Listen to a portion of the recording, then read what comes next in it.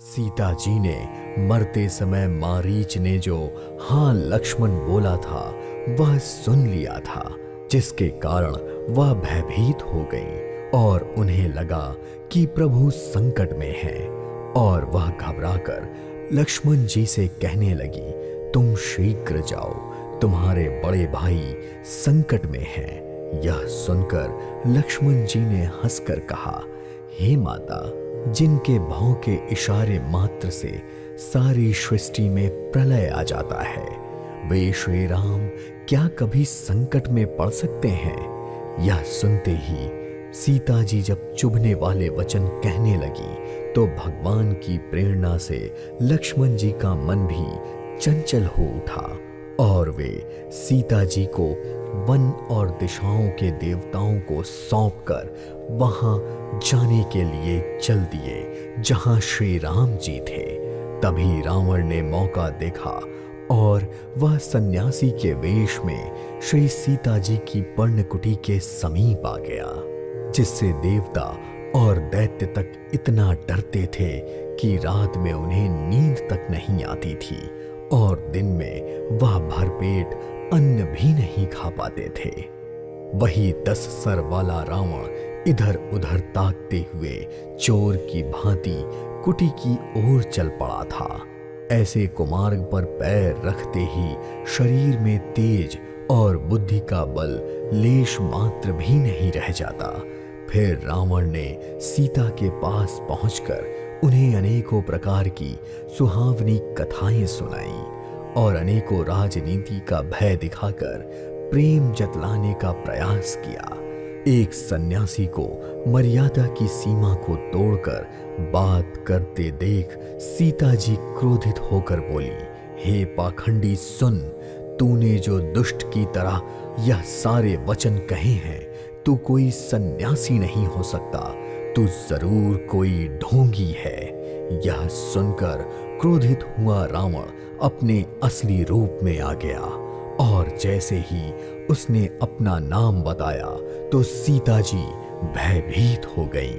पर उन्होंने धीरज धारण करते हुए कहा, अरे दुष्ट, तू बस यहीं खड़ा भर रह, मेरे प्रभु बस आते ही होंगे। जैसे सिंह की स्त्री की चाह करके तुच्छ खरगोश काल के वश में हो जाता है, वैसे ही हे राक्षस, आज तूने मेरी चाह करके अपने काल को आमंत्रित कर लिया है।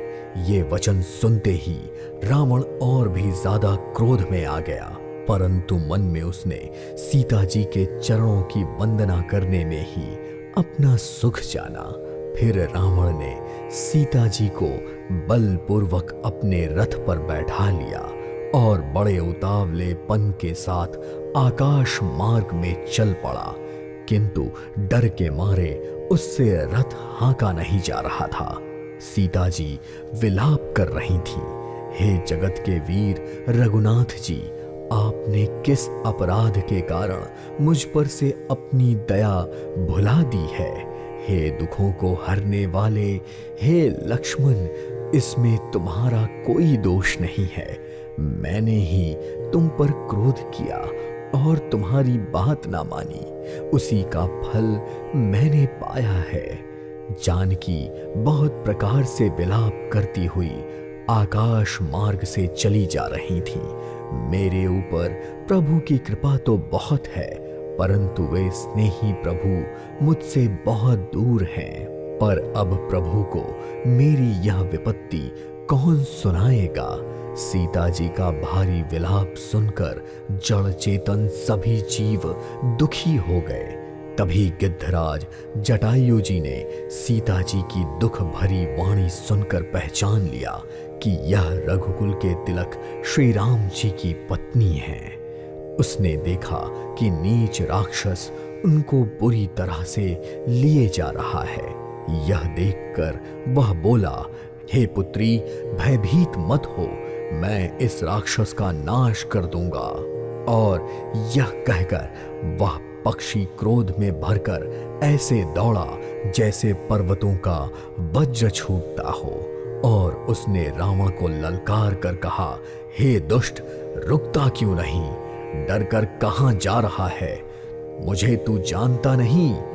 तभी जटायु को यमराज के समान आता हुआ देखकर रावण मन में सोचने लगा, यह या तो मैनक पर्वत है या पक्षियों का स्वामी गरुड़ है, पर वह तो मेरे बल को जानता है।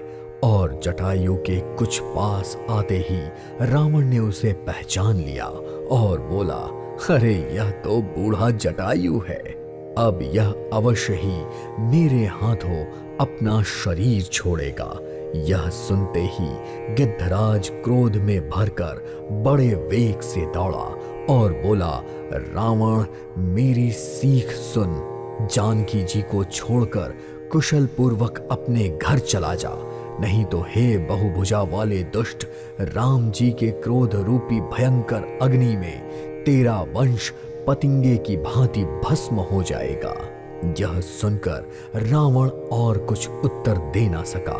तभी क्रोधित होकर जटायु उसकी ओर दौड़े और उन्होंने रावण के बाल पकड़कर उसे रथ से नीचे उतार दिया, जिससे रावण पृथ्वी पर गिर पड़ा। गिद्धराज सीता जी को एक ओर बैठाकर फिर वापस लौटा और चोंच से मार मार कर रावण के शरीर को घायल कर डाला, जिसके कारण रावण कुछ पल के लिए मूर्छित